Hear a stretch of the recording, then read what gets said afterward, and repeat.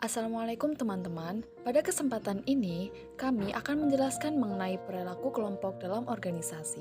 Perkenalkan kami dari kelompok 7 yang beranggotakan Nur Fadilah, Zinatul Arifah, dan Kevin Aji Zakarias.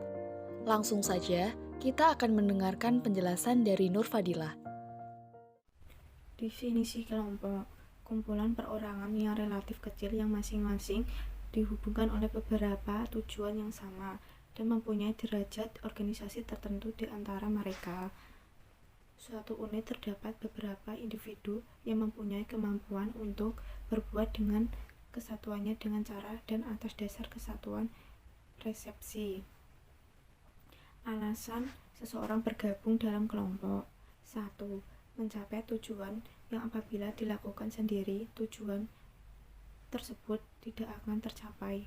2. Dalam kelompok, kebutuhan seseorang dapat tercapai dan ia mendapatkan penghargaan sosial seperti rasa bangsa, rasa milik, cinta, pertemanan, dan sebagainya. Klasifikasi kelompok. 1. Struktur kelompok formal, kelompok informal. 2. Terpaan perubahan, kelompok terbuka dan kelompok tertutup. 3. Ukuran kecil, ukuran besar. 4. Hubungan antara anggota, kelompok primer dan sekunder.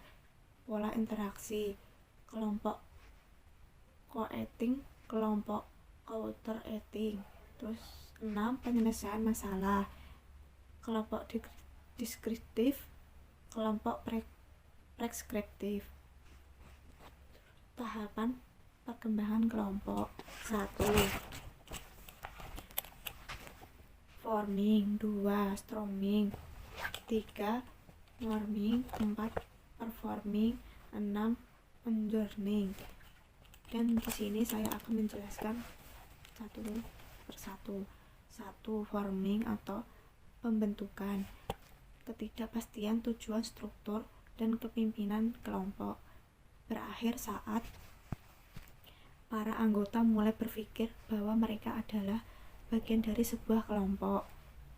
2. Storming atau keributan, konflik intrakelompok, anggota menerima keberadaan kelompok tetapi menolak pengendalian kelompok oleh individu tertentu, berakhir saat muncul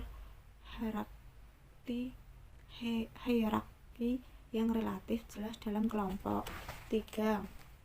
Norming atau penormaan, perkembangan hubungan dan konsif dalam kurung kesaling tertarikan dalam kelompok, berakhir saat telah muncul struktur kelompok yang kokoh dan menyesuaikan harapan bersama atas apa yang disebut perilaku anggota yang benar. 4. Performing atau pelaksanaan, kelompok sepenuhnya berfungsi dan diterima dengan baik. Energi kelompok sudah bergerak dari tahapan saling mengenal dan saling mengerti pelaksanaan tugas-tugas yang ada. 5. Adjourning atau penundaan, kepedulian untuk penyelesaian kegiatan-kegiatan, bukan melaksanakan tugas. Teman-teman, selanjutnya saya akan menjelaskan mengenai properti kelompok. Ada 6 properti kelompok. Yang pertama adalah peran atau role, yang kedua adalah norma atau norms, yang ketiga adalah status, yang keempat adalah besaran atau size, yang kelima adalah kekompakan atau cohesiveness, dan yang terakhir adalah keragaman atau diversity. Pertama, kita akan membahas mengenai peran atau roles. Peran ini merupakan rangkaian pola perilaku yang diharapkan dimiliki seseorang yang menduduki posisi tertentu dalam unit sosial tertentu. Ada 4 unsur dalam peran ini. Yang pertama yaitu persepsi peran, yang kedua pengharapan peran, yang ketiga konflik peran, dan yang terakhir adalah identitas peran. Selanjutnya adalah norma. Norma merupakan standar perilaku yang diterima dalam kelompok dan diterapkan di antara anggota kelompok. Norma yang paling umum adalah norma kinerja yang memberikan instruksi yang jelas tentang bagaimana anggota harus bekerja, apa level output yang harus dihasilkan, dan bagaimana menyelesaikan pekerjaan. Yang ketiga adalah status. Status ini merupakan suatu posisi yang didefinisikan secara sosial atau peringkat yang diberikan kepada kelompok atau para anggota kelompok oleh orang lain.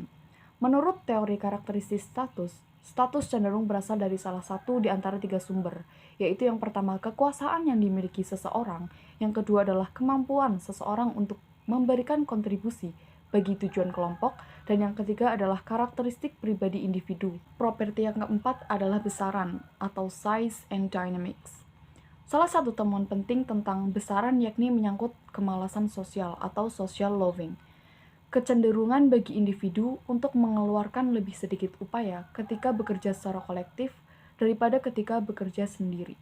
Kemalasan sosial ini menentang asumsi bahwa produktivitas kelompok secara keseluruhan setidaknya harus setara dengan jumlah produktivitas individu di dalamnya. Selanjutnya adalah kekompakan atau cohesiveness. Setiap kelompok memiliki kekompakan yang berbeda, yaitu sejauh mana anggota tertarik satu sama lain dan termotivasi untuk tetap berada dalam kelompok. Beberapa kelompok kerja kohesif karena para anggotanya telah menghabiskan banyak waktu bersama, serta karena ancaman eksternal yang telah mendekatkan para anggota. Properti kelompok yang terakhir adalah keragaman atau diversity. Keragaman ada untuk meningkatkan konflik kelompok, terutama pada tahap awal masa perkembangan kelompok. Meskipun keragaman dapat menyebabkan konflik, keragaman ini juga memberikan kesempatan untuk memecahkan masalah dengan cara yang unik. Di sini saya akan menjelaskan tentang pengambilan keputusan kelompok. Kelompok lawan individu. Keunggulan menghasilkan informasi dan pengetahuan yang lebih lengkap. Yang kedua, meningkatkan keragaman pandangan. Yang ketiga, meningkatkan peluang dan alternatif. Yang keempat, meninggalkan penerimaan atas solusi. Untuk kelemahan, yang pertama, pengambilan keputusan kelompok membutuhkan waktu yang lebih lama. Yang kedua, keputusan kelompok dapat didominasi oleh satu atau beberapa orang. Yang ketiga, koalisasi dominan dengan kinerja rendah dapat menurunkan efektivitas seluruh kelompok. Yang keempat, munculnya tanggung jawab yang ambigu. Yang selanjutnya, efektivitas dan efisiensi. Menurut kriteria akurasi, keputusan kelompok cenderung lebih tepat dari rata-rata individu dalam sebuah kelompok. Apabila didasarkan pada kriteria kecepatan, maka individu lebih unggul. Akan tetapi, dalam hal kreativitas, keputusan kelompok lebih efektif. Begitu pula jika efektivitas berarti tingkat penerimaan yang dicapai, maka keputusan kelompok lebih unggul. Efektivitas tidak dapat dinilai tanpa mempertimbangkan efisiensi. Menurut kriteria efisiensi, kelompok hampir selalu kalah telak dibandingkan pengambilan keputusan individu. Oleh karena itu, untuk menutup kerugian efisiensi, peningkatan efektivitas dipertimbangkan dengan baik. Yang selanjutnya, pemikiran kelompok dan pergeseran kelompok. Pemikiran kelompok, fenomena yang mengambil situasi ketika tekanan kelompok untuk kesesuaian menghalangi kelompok untuk menghargai secara kritis pandangan-pandangan tak bisa, minoritas, atau tak populer. Pergeseran kelompok, fenomena yang mengidentifikasi bahwa dalam membahas perangkat alternatif dan mencapai solusi tertentu, para anggota kelompok cenderung membahas berdasarkan posisi atau pendirian awal yang mereka anut. Yang selanjutnya, teknik pengambilan keputusan kelompok. Interacting group. Anggota kelompok bertemu tatap muka dan berkomunikasi dengan bahasa verbal dan non-verbal. Yang kedua, brainstorming. Ada 3. Yang pertama, pemimpin kelompok menyatakan masalah. Yang kedua, anggota kelompok mengemukakan alternatif. Yang ketiga, kritik tidak diizinkan. Yang ketiga, nominal group teknik. Ada 2, membatasi diskusi dan komunikasi interpersonal. Yang kedua, anggota kelompok hadir secara fiskal namun berpotensi secara mandiri. Sebelum menutup video ini, saya akan membacakan kutipan dari Henry Ford yang berbunyi, "Coming together is the beginning, keeping together is progress, working together is success." Untuk artinya bisa teman-teman cari sendiri ya. Terima kasih. Sampai jumpa lagi di lain kesempatan ya teman-teman.